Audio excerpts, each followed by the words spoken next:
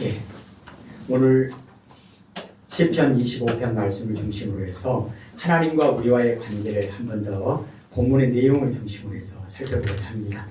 이 말씀은 이 내용을 똑같은 내용을 가지고 다음 주 주일 오전 8시간에 한 번 더 나누도록 하겠습니다. 오늘은 시편 25편에 나와 있는 이 내용을 가지고 보도록 하겠고요. 다음 주에는 좀 더 확장해서 우리의 전반적인 신앙생활 그리고 신약 성경에 나와 있는 여러 가지 말씀들을 한 번 더 나누도록 하겠습니다. 오늘 이 시간에는 여러 가지 성경 본문들을 내용들을 언급할 때 찾지 마시고 다음 주에 다시 또 같이 찾을 시간을 드릴 테니까요. 오늘은 그냥 쭉 찾지 마시고 말씀의 주제를 함께 나눌 수 있도록 하겠습니다. 오늘 제목을 교훈하시고 인도하여 주옵소서. 하나님이 우리를 교훈하시고 인도하여 주시는 분이다. 이것을 다윗이 고백합니다. 1절부터 7절까지 내용은 뭐냐면 하나님의 인도 그리고 하나님의 구원을 간절히 기도합니다. 시편은 다윗의 기도와 신앙 고백이죠. 하나님은 모든 인류가 바라고 의지해야 할 유일한 구원자이시기 때문에 하나님께만 모든 것을 아뢰서 기도하고 하나님께만 우리의 구원을 의지해야 한다는 것입니다. 다른 방법이 있습니까? 없습니다. 사람에게 의지하면 됩니까? 안 됩니다. 내가 노력하면 됩니까? 안 됩니다. 왜 그럴까요? 인간은 모두 다 영적인 맹인과 같습니다. 또 무지한 사람들입니다. 선한 길을 식별할 수도 없습니다. 그래서 다른 사람을 의지한다? 안 돼요. 왜냐? 그 사람도 소경이에요. 나도 소경이에요. 소경이 소경을 인도하면 어디로 가겠습니까? 다 마찬가지예요. 소경 아닌 사람이 없어요. 영적인 무지함과 죄로 말미암아 우리는 다 빛을 잃어버렸기 때문입니다. 그래서 오직 우리가 의지할 분은 우리가 바라보아야 할 분은 하나님 한 분뿐이다. 이것을 다윗이 고백합니다. 빛은 창세기 1장에 보면 하나님께서 빛이 있으라 빛을 창조하시기 전에 혼돈과 어둠과 무질서 뿐이었습니다. 마찬가지예요. 개인의 삶도 마찬가지입니다. 예수님께서 요한복음 1장 9절에 참 빛이 우리에게 오셔서 빛을 비추시기 전에는 창조하실 때 하나님께서 허락하신 그 빛을 죄로 말미암아 잃어버렸기 때문에 모두 다 어둠과 진노의 자녀 가운데 우리가 있었다는 것입니다. 죄의 종로로 타고 있었다는 것입니다. 그러면 어떻게 해야 하는가? 요한복음 14장 6절에 예수님께서 내가 곧 빛이다. 내가 곧 길이요 진리요 생명이다. 나를 따르라. 이렇게 말씀하십니다. 구체적으로 말씀 가운데 시편 119편 105절에 보면 하나님의 말씀은 내 발의 등이요 내 길의 빛이로다. 그래서 다윗은 고백합니다. 하나님 말씀만이 내가 의지하고 따라가야 할 빛입니다. 이걸 고백하는 거예요. 그래서 기도하는 것이 하나님 나를 죄에서 용서해 주시고 구원해 주시고 나를 인도해 주옵소서. 구체적인 내용이 뭘까요? 8절부터 14절까지는 뭐냐면 하나님의 뜻이 무엇인지를 가르쳐 달라고 기도하는 겁니다. 자, 빛을 잃었다고 하는 얘기는 뭐냐면 하나님의 뜻을 잃어버렸다는 거예요. 그것에 대한 무지입니다. 하나님의 뜻에 대한 무지. 그래서 하나님의 뜻을 가르쳐 주십시오. 어떤 것이 바른 길인지 가르쳐 주십시오. 또 그 길을 걸을 수 있도록 인도해 주십시오. 그런데 성경은 우리에게 하나님의 온유함을 본받은 자에게 하나님의 뜻을 나타내 보이신다. 그게 뭐죠? 겸손한 자, 하나님의 말씀을 듣고 순종하는 자, 그 사람에게 하나님의 뜻을 보여주시고 하나님의 뜻을 이루신다라고 말씀합니다. 말씀 볼까요? 12절 한번 보십시다. 12절 읽겠습니다. 여호와를 경외하는 자 누구냐? 그가 택할 길을 그에게 가르치시리로다. 아멘. 하나님을 경외한다는 것이 뭐죠? 하나님께 예배하는 자, 기도하는 자, 찬양하는 자, 그런 사람들에게 하나님께서 하나님의 뜻 이것을 보여주시고 그 뜻대로 살게 하시고 그 길을 걸어가게 하신다. 그래서 13절에 그의 영혼은 평안히 살고 오늘 찬양하셨죠? 그의 자손은 땅을 상속하리로다. 이게 하나님의 뜻이라는 거예요. 그리고 14절에 또 읽겠습니다. 여호와의 치밀하심이 그를 경외하는 자들에게 있으며 그의 언약을 그들에게 보이시리로다. 아멘. 하나님을 경외하는 게 뭐죠? 하나님을 바라보나이다. 내 영혼이 1절에 하나님을 물어보나이다. 왜 그래야 합니까? 시작. 15절이요. 내 눈이 항상 여호와를 바라보면 내 발을 그물에서 벗어나게 하실 것이미로다. 아멘. 소경인 우리에게 캄캄한 우리의 앞길에 빛이 되시는 분, 우리를 인도하시는 분, 하나님 한 분뿐이다. 이것을 다윗이 고백합니다. 이것은 뭐냐면 결과적으로 하나님 나를 구원해 주세요. 그래서 하나님의 구원을 간절히 기도하고 있습니다. 오늘 제목으로 삼았던 교훈하시고 인도하시는 하나님, 이게 구원의 내용이죠. 우리를 교훈하시고 가르쳐 주시는 거예요. 그 길로 가면 안 돼. 이 길로 가야 돼. 그리고 자, 내가 앞서 갈 테니까 내가 손잡아 너를 이끌어 줄 테니까 나만 따라와라. 내 손 꼭 놓지 말고 나만 따라와라. 우리를 인도하시는 하나님, 그것이 구원입니다. 하나님을 경외하는 자에게 원수들의 방해와 박해가 분명히 있습니다. 그런데 오히려 그런 방해와 박해가 하나님의 구원을 바라는 간절한 기도를 하도록 믿음으로 이끌어 간다는 것입니다. 16절 17절 보십시다. 주여 나는 외롭고 외로우니 내게 돌이키사 나에게 은혜를 베푸소서. 내 마음에 근심이 많사오니 나를 고난에서 끌어내소서. 고난과 환난 때문에 오히려 하나님을 더 간절히 찾고 의지하고 하나님을 붙잡을 수 있게 되었다는 것입니다. 시편 42편 1절에 보면 목마른 사슴이 시냇물을 찾기에 갈급함같이 내 영혼이 주를 찾기에 갈급하나이다. 시편 50편 7절 15절에 보면 내 백성아 들어라 내가 말하겠다. 하나님께서 말씀하시는 거예요. 내가 네 잘못에 대해서 증언할 것이다. 나는 하나님 곧 너의 하나님이다. 그리고 어려울 때에 내게 부르짖어라. 내가 너를 건지겠고 그러면 내가 나를 높일 것이다. 예수님께서는 마태복음 7장에 구하라, 찾으라, 두드리라, 주겠다, 문을 열어주겠다, 찾게 하겠다. 기도에 대한 말씀과 응답에 대한 말씀을 하십니다. 오늘 다윗이 시편 25편에서 고백하는 내용이 그겁니다. 우리가 기도하면 하나님이 응답해 주신다. 이것은 하나님의 약속이 보장되어 있는 내용입니다. 하나님의 구원을 간절히 기다리며 기도하는 자는 결코 부끄러움을 당하지 않을 것이다. 오늘 2절 3절 한번 보세요. 읽겠습니다. 나의 하나님이여 내가 주께 의지하여 싸우니 나를 부끄럽지 않게 하시고 나의 원수들이 나를 이어 대가를 부르지 못하게 하소서. 주를 바라는 자들은 수치를 당하지 아니하려니와 까닭 없이 속이는 자들은 수치를 당하리이다. 아멘. 우리는 부끄러움을 당할 수밖에 없는데 수치스러울 수밖에 없는데 바로 그때 그 사람이 하나님을 바라보고 하나님께 기도하면 어떻게 하시겠다고요? 하나님이 부끄러움 당하지 않게 하시겠다. 수치를 당하지 않게 하시겠다. 말씀하십니다. 약속하십니다. 삭개오는 참으로 부끄러운 사람입니다. 사람들이 손가락질합니다. 수치를 당하는 그런 사람입니다. 그런데 삭개오가 예수님을 만났습니다. 어떻게 됐죠? 오늘 이 집에 구원이 이르렀다. 이 사람도 아브라함의 자손이로다. 그 사람 때문에 사람들이 복을 받는 축복의 통로가 되었다는 겁니다. 가늠하다 붙잡혀온 여인, 모든 사람들이 돌로 그 여인을 쳐서 죽여버리고 돌 무덤을 쌓아버리겠다고 으르렁거리고 있는데 예수님께서 그 여인에게 오셨습니다. 그리고 그 모든 사람들에게 오셨습니다. 그리고 빛을 선포하십니다. 어떻게 됐습니까? 수치를 당하지 않고 그 여인도 수치를 당하지 않고 그리고 예수님 아니었으면 그 여인을 돌멩이로 쳐서 죽이는 그 사람들 죄가 없습니까? 아니요.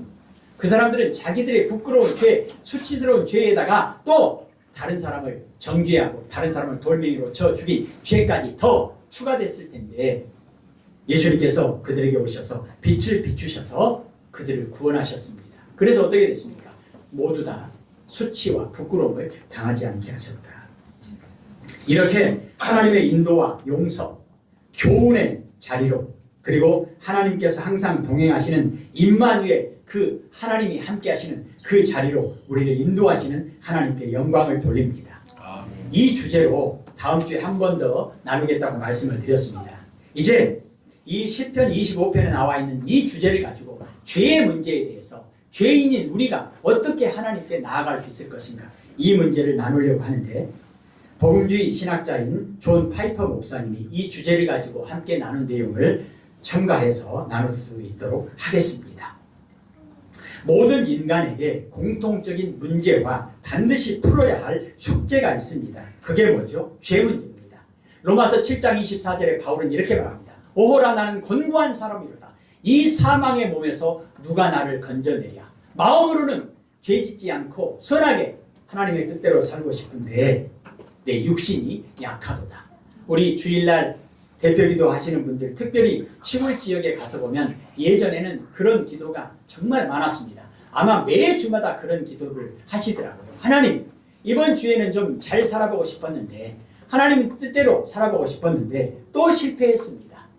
나는 또 어쩔 수 없는 죄인입니다. 이 고백을 참 많이 하십니다. 사랑하는 성도 여러분, 우리는 평생 죄 가운데서 죄의 지배를 당하며 살 수밖에 없는 문제가 있다는 것입니다. 내 안에 죄가 보이는 겁니다. 그 죄가 분명히 느껴집니다. 그런데 하나님께서 이런 나를 과연 인도해 주실까? 하나님께서 정말 나를 돌봐 주실까? 나도 나를 돌려버리고 싶은데 이런 나를 하나님께서는 과연 받아 주실까?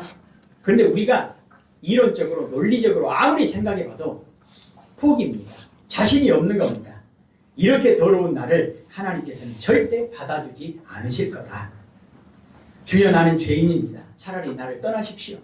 주여 나는 죄인입니다. 내 안에 내 집에 들어오심을 나는 도저히 감당할 수 없습니다.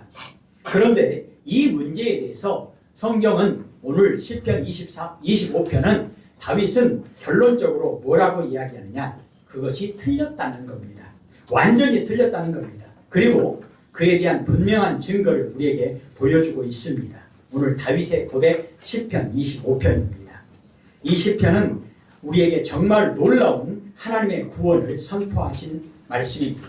예수님께서 이 땅에 성육신하신 그 사건이 바로 나는 죄가 너무 많아서 하나님이 나를 도저히 용납해 주시지 않을 거다. 이 생각이 틀렸다라고 말씀합니다.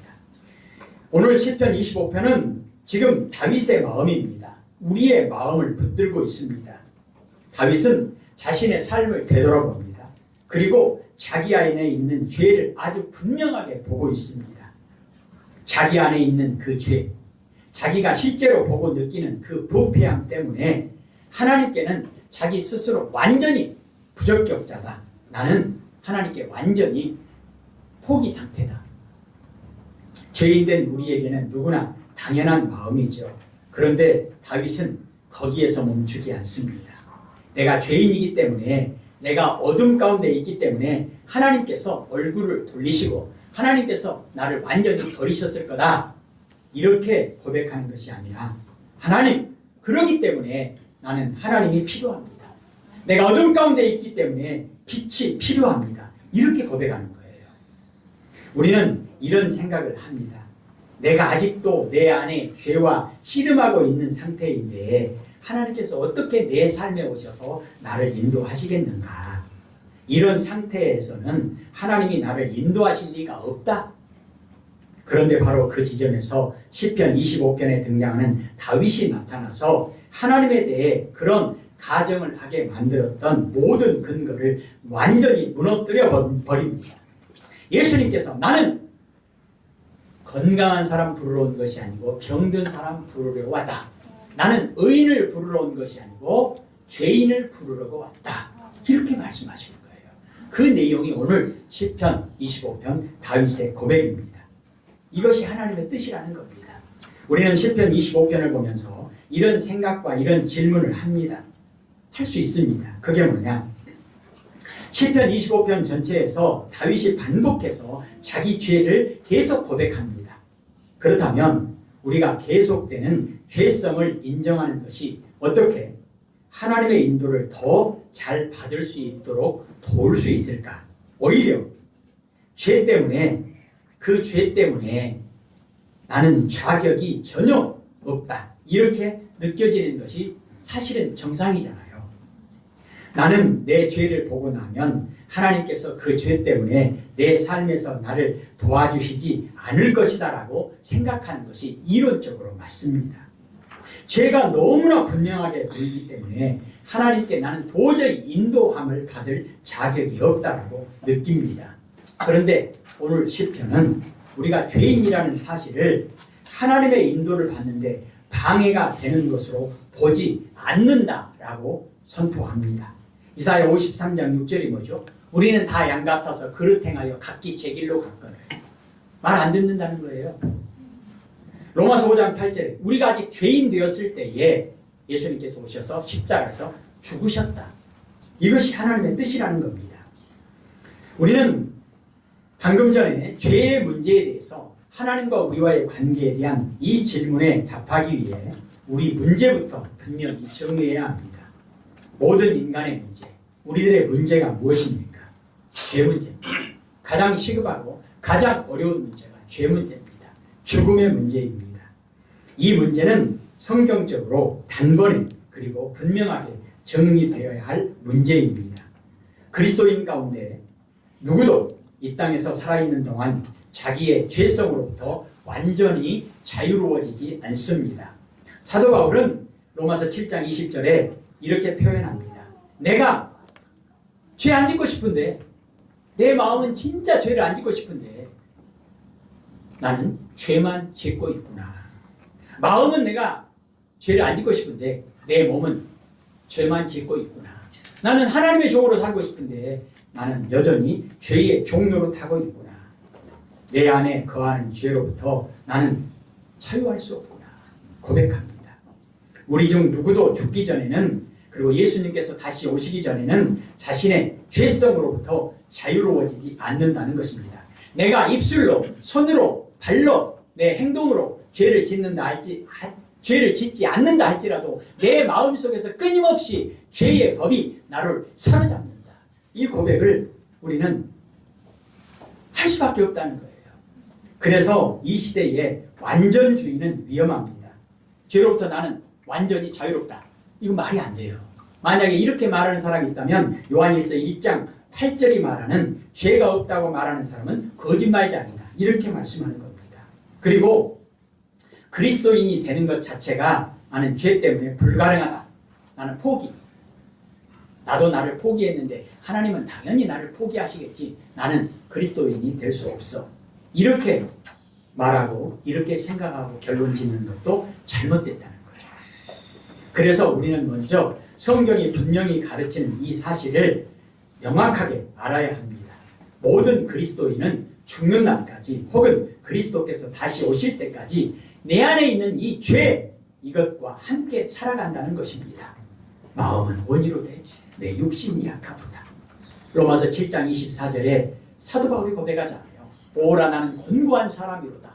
누가 이 사망의 몸에서 나를 건져낼까?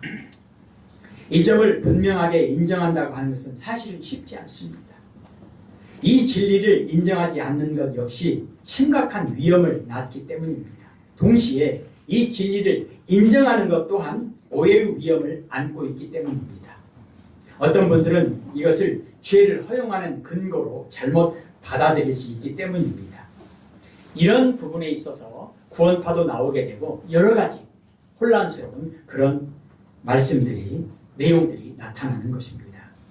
이처럼 결코 죄를 우리가 함부로 다룰 수 없는 문제, 죄에 대해서 내가 그것을 인정하는 부분에 있어서 인정하고 내가 나를 포기하는 것도 문제가 되고, 그리고 나는 죄로부터 자유롭다. 이것도 문제가 됩니다. 예전에는, 지금도 그렇겠지만 시골에 다니다 보면 이제 교회를 처음 접하시는 분들, 또 하나님과 예수님에 대한 내용을 처음 접하시는 분들, 특별히 연세 드신 분들 중에 이런 분들이 대부분이었습니다. 나는 털어도 먼지 안 나는 사람이다. 나는 지금까지 다른 사람한테 해코지 한 적이 한 번도 없다. 이런 분들이 대부분입니다. 그런데 바울처럼 그런 분들이라 할지라도 교회를 나오시고 그리고 신앙생활을 오래 하시다 보면 갈수록 죄는 안 짓거든요. 겉으로 보면. 근데 나는 죄인입니다. 죄인입니다. 죄인이다 그래요. 효자일수록 나는 불효자입니다 그러잖아요. 사도 바울은 믿음이 깊어질수록, 그리고 정말로 예수님을 닮아갈수록 뭐라고 고백하죠? 나는 죄인입니다. 나는 죄인 중에 괴수입니다. 죄 문제는 참으로 우리에게 어려운 문제입니다. 그런데 성경은 여러 곳에서 그리스도인들은 어떤 사람이냐? 죄와 싸우는 사람이다라고 그렇게 표현합니다.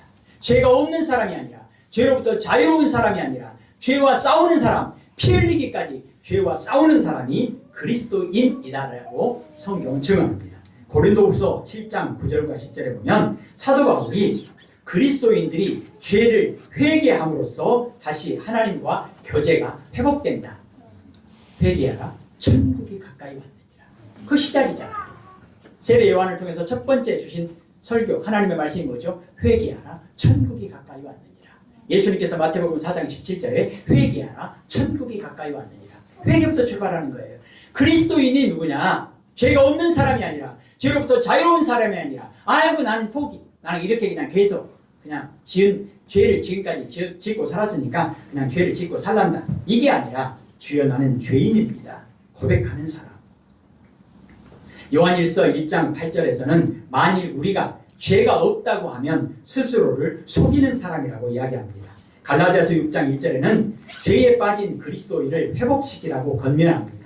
또 야고보서 5장 19절과 20절에도 죄 가운데 방황하는 그리스도인을 다시 돌아오게 하면 그의 영혼을 사망에서 구원하는 것이라고 말합니다. 그래서 다른 사람에게 가장 큰 복이 뭐냐? 가장 큰 복이 되려면 죄 가운데 있는 사람들을 빛으로 하나님께로 인도하는 사람이라는 것입니다. 그래서 하나님께서 전도를 그토록 기뻐하신다라고 우리는 잘 알고 있습니다. 마태복음 18장 15절, 21절, 22절에 보면 예수님께서 형제가 반복해서 죄를 지을 수 있다라는 거예요. 그러면 어떻게 할 것이냐? 죄를 지을 때, 회개할 때 그때마다 용서해 줘라. 몇 번이요? 3번이요? 7번이요? 70번이요? 아니요. 7번씩 70번까지라도 용서해 줘라. 끊임없이 반복해서 죄를 지을 수 있다는 거예요. 나도 그렇고 형제도 그렇고. 그럼 그럴 때 어떻게 하라고요? 회개하라는 겁니다. 그것이 우리의 관계를 회복시키는 것이고 하나님과의 관계가 회복될 수 있는 유일한 길이라는 것입니다. 그리고 그것이 그리스도인의 모습이라는 것입니다. 그리고 예수님께서는 이 부분을 가르쳐 주시기 위해서, 교훈하시기 위해서, 인도하시기 위해서 아예 주기도문에 딱 매일 고백하라고, 매 순간마다. 주기도문이 뭐예요? 일주일에 한 번 하는 겁니까? 그냥 늘 고백하라는 거예요. 그 내용이 뭐죠? 하나님, 우리에게 죄 지은 사람을 용서해 주옵소서. 그러니까 계속 나에게 죄를 지을 수 있다는 거예요. 참으로 부끄럽지만 제가 가장 많이, 누구에게 제일 많이 죄를 지을까? 가장 가까운 사람에게 죄를 많이 짓더라고요. 제일 가까운 사람.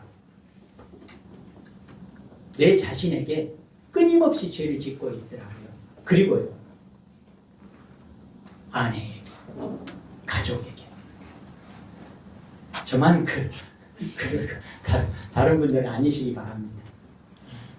그래서 천생연분이 아니라 백년연수가 되어버리는 거 아닌가. 어떻게 표현할 수 있는지. 우리에게 중요한 것이 무엇일까? 우리에게 중요한 것이 무엇일까? 이것은 내가 결정하는 게 아니에요. 성경이 뭐라고 이야기하느냐? 이걸 봐야겠죠. 우리에게 중요한 게 뭘까? 하나님이 나를 교훈하시고 나를 인도하시는 것, 그게 중요하다는 겁니다. 그러면 하나님의 말씀에 대한 우리의 반응은 무엇이어야 하는가? 다윗이 오늘 이 고백을 하는 것은 하나님이 다윗에게 베풀어 주신 은혜와 하나님의 말씀에 대한 반응이에요. 우리도 이런 반응을 해야 되지 않겠는가? 그리스도인으로서 우리 영혼 안에 여전히 남아있는 이 부패, 이 죄에 우리는 어떻게 반응해야 될까? 2가지는 안 됩니다. 아직 부인하는 거예요. 나는 죄 없어. 이것도 안 돼요. 그리고 그래, 난 죄인이다. 어쩔래? 죽여라, 죽여. 이것도 안 된다는 거예요. 그럼 우리는 무엇을 느껴야 하고 무엇을 해야 할까요? 오늘 시편 25편은 우리에게 좋은 모범을 보여줍니다. 다윗은 죄로 인해서 느끼는 상처, 자기 죄 문제가 얼마나 크고 무시무시했던지 다윗은 그런 표현을 하잖아요. 내가 밤마다 죄 때문에 너무 괴로워서 눈물을 흘리는데, 이 왕이 이 깔고 덮고 하는 그 이불 요가 얼마나 두껍겠어요. 이게 날마다 눈물에 젖어가지고 썩어간다는 거예요. 그리고 아예 그 혀가 붕붕 뜰 정도로 내가 눈물을 흘린다. 그만큼 죄 문제가 다윗에게는 기가 막힌 해결 못할 문제였다는 것입니다. 그런데 이 죄가 하나님과의 관계를 가로막아서 하나님께 대해서 절망하는 것이 아니라 오히려 더 죄 때문에 하나님께 적극적으로 나아가고 하나님을 우러러보고 하나님께 간구하게 되었다. 왜냐? 그 길밖에는 살 길이 없기 때문에 그래요. 그래서 다윗은 이 죄가, 이 상처가, 이 눈물이 오히려 하나님의 긍휼 가운데로 나를 집어던진다. 이렇게 고백합니다. 예수님을 찾아왔던 많은 사람들이 이런 고백하잖아요. 주여 나는 죄인입니다. 나를 불쌍히 여겨주십시오. 사도 바울은 분명하게 이것을 고백합니다. 골로새서 3장 5절에 사도 바울은 말하죠. 그러므로 땅에 있는 지체를 죽이라. 음행과 더러움과 정욕과 악한 욕심과 탐심을 죽이라. 왜냐? 디모데전서 6장 10절에는 돈을 사랑하는 것이 일만하게 뿌리가 됩니다. 로마서 12장 21절에 악에게 지지 말고 선으로 악을 이겨라. 데살로니가전서 5장 22절에는 악한 것은 모양이라도 버려라. 무슨 말이에요? 예수님의 십자가 앞에 죄를 못 박아 죽이라는 거예요. 그래서 사도 바울은 날마다 내가 죽는다. 날마다 나를 쳐서 복종시킨다. 무슨 말이에요? 이 죄가 끊임없이 올라오고 있다는 겁니다. 로마서 6장 12절에서는 이렇게 말합니다. 그러므로 죄가 너희 죽을 몸을 지배하지 못하게 하라. 다시 말해서 죄가 왕노릇 하지 못하게 하라는 것입니다. 죄가 우리들의 삶의 주권을 우리의 왕이 되어서 나를 흔들지 못하도록 해라. 죄가 나를 지배하지 못하도록 해라. 무슨 말이에요? 죄와 싸우라는 것입니다. 그리고 가장 중요한 말씀은 로마서 8장 13절에 너희가 성령으로 몸의 행실을 죽이면 살 것이다. 하나님의 영으로 인도함을 받는 사람은 하나님의 아들이다. 이렇게 말씀합니다. 그게 뭐예요? 회개하는 거예요. 죄를 인정하는 거예요.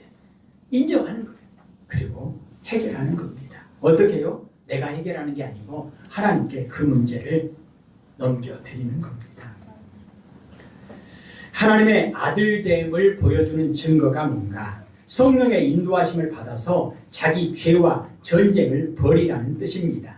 신약 성경에 보면 집을 나간 탕자, 완전히 허랑방탕하고 망하고 돼지가 먹는 지엽 열매도 먹지 못한다. 지엽 열매를 직접 가서 봤는데요. 그 등나무 씨 같은 그렇게 됩니다. 등나무는 크기라도 하지. 그 시골에 사시는 분들은 그 칡 아시나요? 칡, 꽃 피고 거기에 칡, 그 열매, 칡나무 열매, 그 정도 그렇게 비슷하게 생겼어요. 돼지가 먹는 지엽 열매도 먹지 못한다. 돼지칡도 받지 못하는 그런 인생을 살고 있는 그 아들. 돼지 우리에서 있을 때 자기 정체성은 그야말로 돼지칡도 받지 못하는 그런 상황이었는데 그 아들이 어떻게 됐습니까? 어떻게 했습니까? 면목 없지만 자기 죄를 인정하고 내가 왜 이렇게 됐을까? 아버지 집을 떠났기 때문이구나. 하나님을 떠났기 때문이구나. 어떻게 하면 되겠어요? 면목 없지만 거짓골로 다시 아버지께 돌아갑니다. 그게 뭐죠? 나는 죄인입니다. 불쌍히 여겨주십시오. 어떻게 됐습니까? 모든 것이 회복이 됩니다. 원리가 그렇다는 거예요. 오늘 다윗이 고백하는 내용이 그 내용입니다. 놀랍게도 우리를 낙심하게 만들 수 있는 그 싸움, 죄와 싸우는 그 싸움, 사도 바울이 고백하는 내 속에서 두 가지가 싸운다. 영의 법과 육의 법, 성령의 법과 죄의 법이 끊임없이 싸우고 있다. 싸우고 있는 그 상태는 건강한 상태라는 거예요. 그것이 그리스도인의 모습이라는 거예요. 아예 싸움을 포기해버리는 거. 나는 이겼다. 그러거나 나는 졌다. 그러거나. 우리가 참된 그리스도인이라는 확실한 근거는 뭐냐면 내가 아직 죄와 싸우고 있다면 싸운다는 얘기는 무슨 말이겠어요? 오늘 다윗처럼 하나님 나 좀 도와주시오. 나 좀 살려주시오. 하나님을 부르고 있다는 거예요. 다윗에 대해서 평가 가운데 다윗은 죄도 많이 지은 사람입니다. 아시죠? 그런데 다윗이 특별히 하나님께 그렇게 사랑받고 인정받을 수 있었던 이유, 내용 가운데 하나가 뭐냐면 다윗은 아무리 무서운 죄를 지었다 할지라도 그 상태에서 하나님을 찾고 있어요. 하나님, 나 좀 살려주십시오. 죄와 싸우고 있다는 것입니다. 우리는 죄를 슬퍼하고 미워해야 한다라고 성경은 우리에게 교훈합니다. 사도 바울과 함께 우리도 이렇게 외쳐야 합니다. 외칠 수밖에 없어요. 로마서 7장 24절 오라 나는 곤고한 사람이로다. 이 사망의 몸에서 누가 나를 건져내랴. 그런데 이 외침은 절망의 외침이 아닙니다. 이것은 의존의 외침. 하나님, 나 좀 살려주십시오. 나 좀 도와주십시오. 그래서 로마서 7장 25절에 곧바로 감사하리로다. 무슨 말이에요? 절망 가운데서 어떤 감사가 나올 수 있겠습니까? 우리 주 예수 그리스도로 말미암아 나는 하나님께 감사한다. 하나님이 우리의 소망이 되신다는 겁니다. 우리는 누구나 이렇게 생각하고 말합니다. 내 죄가 너무 분명하게 보이기 때문에 나도 이렇게 내 죄를 볼 때 추하고 더러운데 나도 토해버리고 싶은데 내가 어떻게 하나님의 인도함을 받을 자격이 있는가? 나도 이렇게 나를 보고 싶지 않은데 이런 나를 하나님께서 어떻게 받아주실 건가? 그런데 성경은 그렇게 말하지 않습니다. 그래, 너는 도저히 두고 볼 수 없을 만큼, 눈 뜨고 볼 수 없을 만큼 더럽고 추하고 더럽다. 그런데 너를 깨끗하게 할 수 있는, 어둠 가운데 너를 빛 가운데로 인도할 수 있는 그 빛이 되시는 분은 하나님 한 분밖에 없다. 그러니 너에게 다른 대안이 없지 않느냐. 그러니 너는 하나님을 찾을 수밖에 없다. 하나님께 돌아오라는 겁니다. 집을 나간 탕자가 돼지 무리에서 열심히 일해가지고 돼지를 100마리를 키우는 그 집으로 인정받아가지고 옮기고 해서 인정받는 것이 대안이겠습니까? 답이겠습니까? 그렇지 않습니다. 아버지 집으로 돌아오는 겁니다. 우리는 내가 하나님께 인도함을 받을 자격이 전혀 없다. 그런데 그 감정 자체가 역설적으로 하나님의 인도를 받기에 아주 좋은 후보라는 증거라는 사실입니다. 무슨 말이냐? 하나님께서는 어떤 사람에게 은혜를 베풀어 주시는가? 하나님께서는 어떤 사람에게 오셔서 하나님 되심을 말씀하는가? 주여 나는 죄인입니다. 회개하는 사람이라는 것입니다. 다윗은 시편에서 여러 차례 적어도 4번 이상 자기의 죄성을 반복해서 언급합니다. 그런데 놀라운 것은 그렇게 자신의 죄를 고백하면서도 동시에 하나님께서 자신을 인도해 주실 것을 확신하며 기도하고 있다는 점입니다. 무슨 말이냐? 하나님, 나는 죄인입니다. 그래서 하나님이 필요합니다. 하나님, 나는 죄인입니다. 그래서 하나님이 필요합니다. 계속 그렇게 이야기하는 거예요.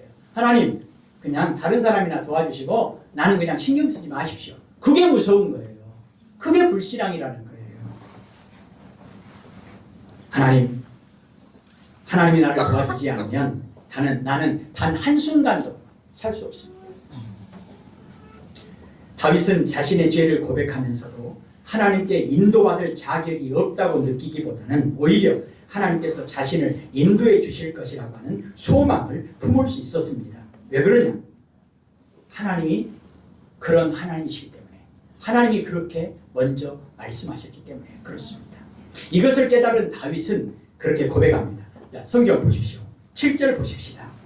여호와여, 내 젊은 시절의 죄와 허물을 기억하지 마시고 주의 인자하심을 따라 주께서 나를 기억하시되 주의 선하심으로 하옵소서. 하나님은 어떤 분이냐? 하나님은 좋으신 분이라는 거예요. 사랑이 많으신 분이라는 거예요. 그렇기 때문에 나 같은 사람을 받아줄 수 있는 분은 하나님밖에 없다는 거예요. 그래서 하나님, 나 좀 살려달라고 하나님께 기도하는 겁니다. 8절 보십시다.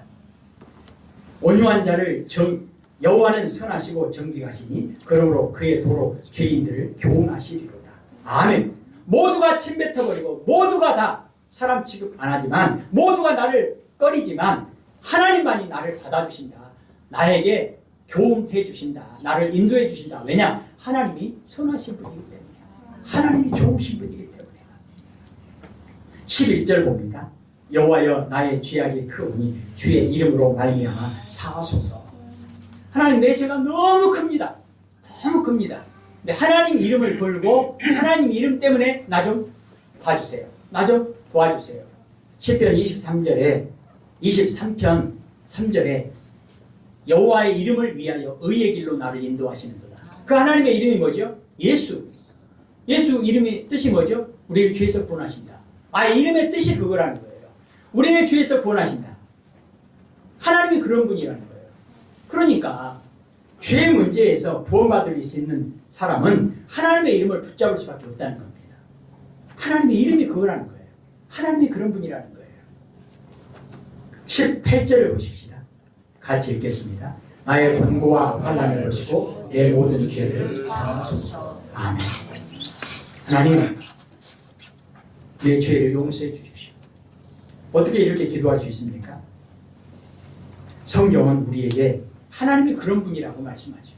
하나님이 환난 날에 나를 부르라 내가 너를 건지리니 내가 나를 영화롭게 하리로다. 그러니까 죄 없는 사람이 하나님을 기쁘시게 하고 하나님을 영화롭게 하는 것이 아니라 죄인이, 그것도 사도 바울처럼 죄인의 괴수인 천하에 몹쓸 죄인이 오히려 회개하고 하나님께 돌아와 하나님을 의지하고 하나님의 교훈과 인도하심을 받을 때 그것이 하나님을 영화롭게 하는 것이라는 말씀입니다. 세상의 논리와는 반대죠. 우리는 시편을 보면서 이런 생각이 들 수도 있습니다. 다윗, 당신은 왜 그렇게까지 계속 자기 죄만 이야기합니까? 그럴 때 다윗은 이렇게 대답할 것입니다. 나를 위해서 그렇다. 이 방법밖에 없기 때문에 그렇다. 내 문제를, 내 죄의 문제를, 사망의 문제를 해결할 수 있는 것은 하나님밖에 없기 때문에 내가 죄를 고백할 수밖에 없다. 하나님은 상하고 통회하는 마음을 기뻐하신대요. 그리고 우리들을 위해서 이렇게 고백하는 것입니다. 왜냐하면 다윗이 하나님께 정말로 구하고 있는 것은 하나님의 인도하심을 바라고 있기 때문입니다. 하나님, 나는 소경입니다. 하나님, 나는 죄인입니다. 그래서 빛이 필요합니다. 빛은 하나님이잖아요. 하나님이 필요합니다. 4절과 5절을 읽겠습니다. 여호와여, 주의 도를 내게 보이시고 주의 길을 내게 가르치소서. 주의 진리로 나를 지도하시고 교훈하소서. 저는 내 구원의 하나님이시니 내가 종일 주를 기다리나이다. 아멘. 저번에 말씀을 드렸죠.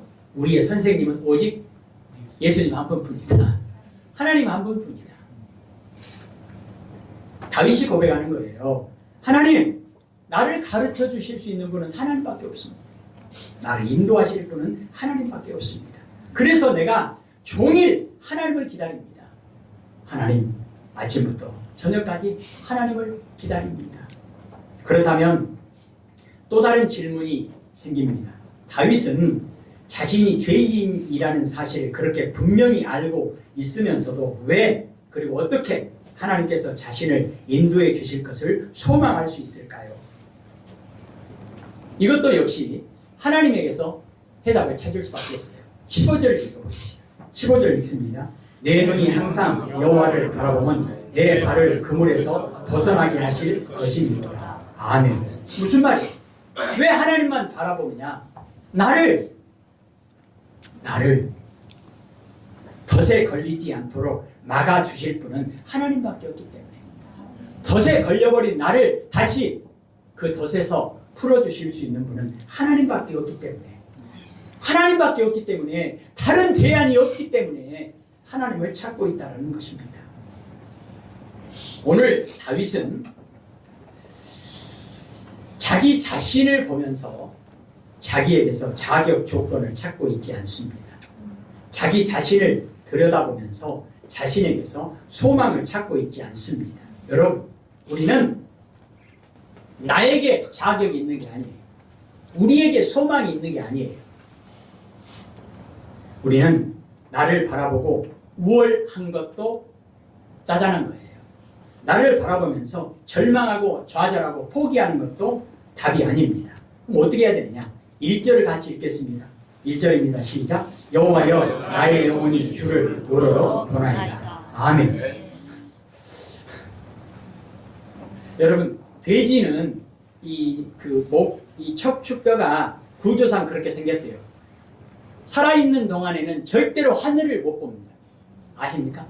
예, 우리는 이렇게 보잖아요. 예, 문제가 없는 이상 보잖아요. 돼지는 절대 고개 못 쳐들어요. 못 쳐들어요. 계속 땅만 보고. 그러면 돼지가 딱 하늘을 보는 경우는 딱 한 번이에요. 내 다리가 뭉겨가지고 뒤로 빡 뒤집어졌을 때, 죽을 때, 그때밖에 하늘을 못 쳐다봐요. 우리는 어떻습니까? 오늘 다윗은 하나님, 내가 하나님을 오르러 봅니다. 왜요? 그거밖에 방법이 없다니까요. 16절을 읽겠습니다. 시작. 주여 나는 외롭고 괴로우니 내게 돌이키사 나에게 은혜를 베푸소서. 아멘. 다윗은 고백하잖아요. 내 부모도 나를 버렸으나, 내 형제들도 나를 버렸으나, 친구들도 나를 버렸으나, 모두가 나를 버렸으나, 나도 내 자신도 나를 버렸으나 하나님 한 분만이 나를 버리지 않는다. 이게 무슨 일입니까? 이게 무슨 일이에요? 다윗은 이것을 깨닫고 그렇게 고백하는 겁니다. 하나님, 나는 외롭고 괴롭습니다. 나에게 돌아오셔서 나에게 은혜를 베풀어 주십시오. 오전 시간에 말씀 우리가 나눈 것처럼 동쪽 문으로 하나님께서 다시 오시는 것밖에는 우리에게 해답이 없다는 것입니다. 내게로 오셔서 나를 긍휼히 여기소서. 나를 불쌍하게 보시는 분은 하나님밖에 없다는 거예요. 그래서 다윗은 죄를 지을 때마다, 죄가 생각날 때마다 하나님 앞에, 하나님 나 좀 살려주세요. 나 좀 살려주세요. 고백하는 겁니다. 한 장 뒤로 넘겨서요. 28장 2절 보십시다. 28장 2절입니다. 시편 28장 2절입니다. 내가 주의 지성소를 향하여 나의 손을 들고 주께 부르짖을 때에 나의 간구하는 소리를 들으소서. 아멘. 아무도 내 말에 귀를 기울이지 않는데 한 분, 하나님 한 분만큼은 내 말에 귀를 기울이신다. 그런데 어느 정도죠? 내가 잠결에 신음하는 소리까지도 하나님께서는 듣고 계신다. 낮에도 졸지 않고 밤에도 주무시지 않고. 이것을 다윗은 알았기에 하나님께 고백하는 겁니다. 다윗은 자기가 아무것도 받을 자격이 없다는 사실을 너무나 잘 알고 있습니다. 그래서 그는 하나님의 은혜와 긍휼에 호소합니다. 하나님, 나는 자격이 없습니다. 자격이 없는 내가 하나님의 도우심을 받으려면 뭐예요? 은혜밖에는 방법이 없어요. 하나님 나를 불쌍히 여겨주시는 것밖에는 방법이 없어요. 그래서 하나님, 나에게 은혜를 베풀어 주십시오. 은혜가 뭐죠? 자격 없이, 대가 없이 베풀어지는 게 은혜잖아요. 부모님의 은혜. 하나님, 나를 불쌍히 여겨주십시오. 25편 11절에 다시 오시면요. 25편 11절. 여호와여, 나의 죄악이 크오니 주의 이름으로 말미암아 사소서. 어떤 이름이죠? 예수. 우리를 죄에서 구원하시는 예수. 수요일날 또 이어서 보도록 하겠습니다. 기도하십시다. 하나님, 죄 문제로 부끄럽고 괴롭고 통곡하고 있는 다윗, 그때마다 하나님 나를 불쌍히 여겨주시고 나에게 은혜를 베풀어 주옵소서. 왜냐하면 하나님은 선하신 분이고 하나님은 우리를 불쌍히 여기시는 분이고 세상의 모든 사람들이 나를 버려도 나조차도 나를 버려도 하나님은 끝까지 나를 버리지 아니하시고 나를 불쌍히 여겨주시고 은혜 베풀어 주시는 좋으신 하나님이시라고 다윗이 고백할 수 있었던 것, 바로 하나님께서 다윗에게 그런 좋으신 하나님이 되어주셨기 때문임을 우리도 다윗처럼 고백하게 하옵소서. 아멘. 예수님 이름으로 기도합니다. 아멘. 아멘.